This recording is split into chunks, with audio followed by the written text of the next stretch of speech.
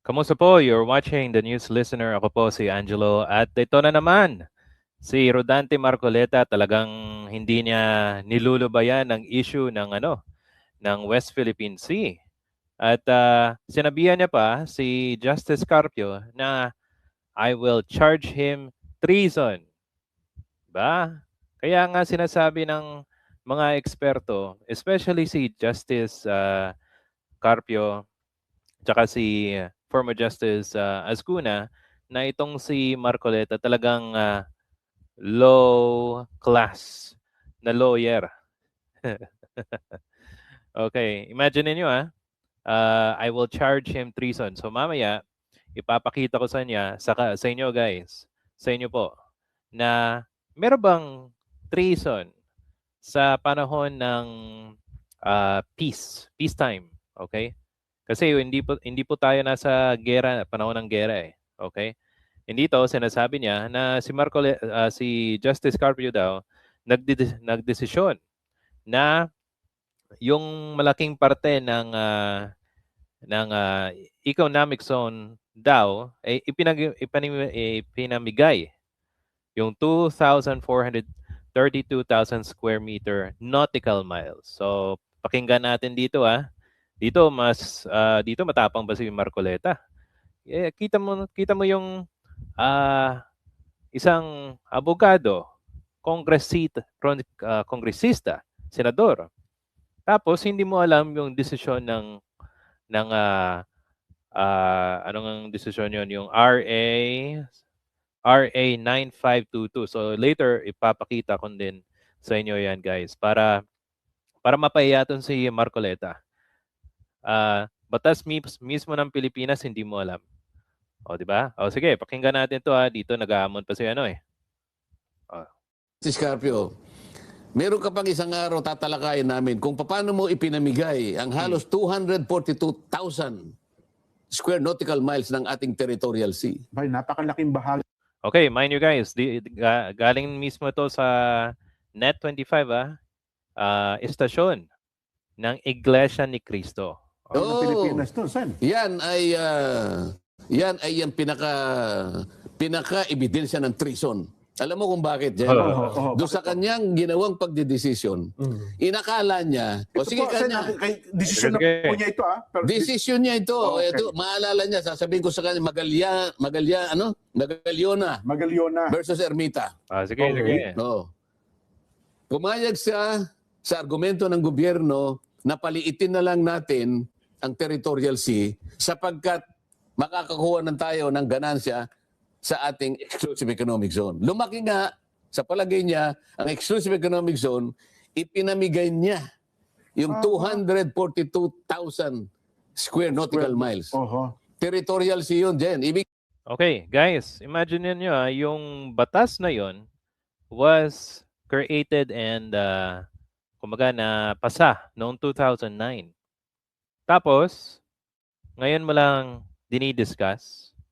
Kung alam mong mali yun, nung una pa, sana, nag-file ka na ng complaint doon sa Korte Suprema.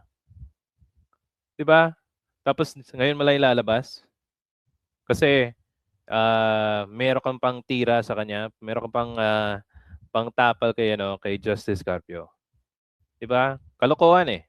Sige, continue. Ibig sabihin, parte ng ating territory. Yung maritime rights, limited lang yun. Economic rights lang yun. I charge him treason for this. Di ba? I will charge him treason for this. So, di ba? Ang galing no ng komento niya so, magfo-focus tayo doon sa sinabi niyang ipinamigay daw ng gobyerno yung 2,400 square nautical miles, tsaka yung treason law. Kasi gusto niyang i-charge, di ba? Sabi niya, I will charge him treason.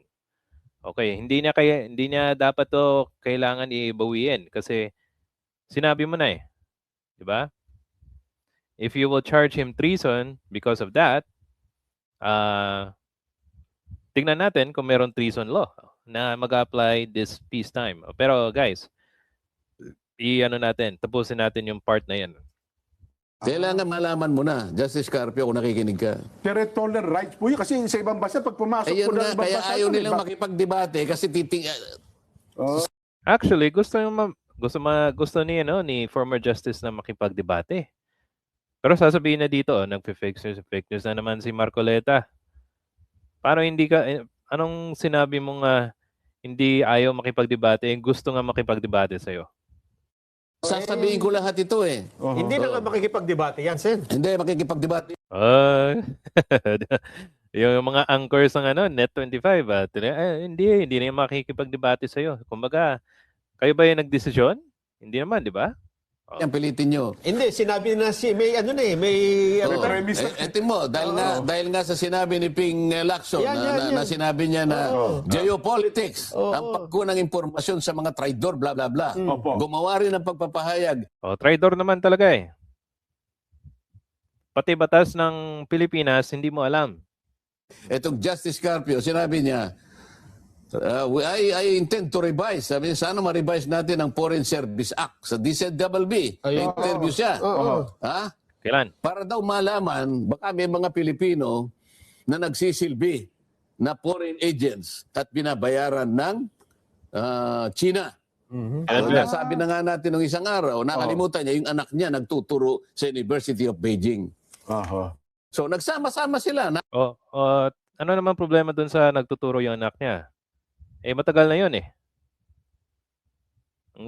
Di ba? Ang labo ni Ang labo ni Senador. Nakikita mo, magdidikit-dikit sa isang larawan na sila magkakasama. Kung basahin mo yung dyaryo ngayon, yung isang manunulat sa, hindi ko alam kung Inquirer yun o Ambet Ocampo. Opo. Isang malapad na dyaryo na lang po. Isang malapad na dyaryo, binabanggit na naman niya yung mga naunang mga mapa na pinagsasaligan ni Justice Carpio na, ayan, sabi niya, hindi ka... Okay, guys, stop muna tayo dyan sa part na yan. So again, ang focus natin i-discuss dito, yung Republic Act 9522, yung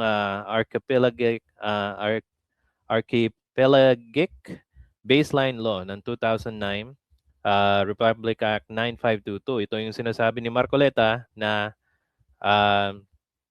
batas na meron daw pinamigay yung gobyerno na sumang-ayon itong si Justice Carpio doon sa gobyerno para maano na yung 9522 law doon sa ating exclusive economic zone. At sinabi niya pa, I will charge him treason. Now, focus tayo muna sa... Ito, pakita ko another page. Okay. Ito yung 9522. Okay? Yan. So, tinanong ko sa AI and nasa online naman to. Ang sabi ng Korte Suprema ay pinalakas yung posisyon ng Pilipinas in terms of maritime baseline sa ating kumbaga sa kabuuan ng Pilipinas. Okay? And the short answer na meron daw ipinamigay. Okay? No, wala daw pinamigay. We did not give up any territory sa Republic Act 9522. Okay? Tapos punta tayo dito sa question number 2. Did we lose or gain water? Okay, sinasabi ni Marcoleta, i-give up natin daw. Okay. At yung old view ng 1898 Treaty of Paris use a rectangular boundary. Okay, so that's the old way. Now the new way is adopting the RA 9522. The Philippines gained a massive exclusive economic zone extending 200 nautical miles from its baseline. Okay, so that means hindi po tayo kumbaga hindi natin ipinamigay yung 2,400 nautical miles na sinasabi ni Marcoleta. Okay? Ayan. So, yung mga argumento ng kritiko, it reduces the territory. But yung Supreme Court mismo, nagsabi na yung baselines law are defined and we even extended. Okay? So yun. Yan ang klarong ano. Now we did not lose any space. Okay? Nag-increase pa nga eh. Yan. Oh, ito yung mga ano natin, mga information galing sa jur.ph at Uber Digest. Okay? So sana sana tignan ni Marcoleta yan. O, di ba? Why does this matter today? The law was the legal backbone that allowed Philippines to win the 2016 arbitral ruling against China. So yung 9522 ginamit yan para manalo tayo doon sa kaso laban sa China. Okay? So yan. So that means wala po tayong ipinamigay yung sinasabi ni Marcoleta. Kaya yan ang sinasabi ng mga eksperto, especially si Justice Carpio, na itong si Marcoleta talagang low class na lawyer. O ito pa, meron daw tayong, sabi niya, I will charge him treason. Kaya nga sinasabihin na low quality ito si Marcoleta or low class. We only charge, sabi ng revised penal code, okay, the treason only applies kung meron tayong gera. Okay? Papakita ko sa inyo guys. Punta tayo sa itaas ulit. Okay.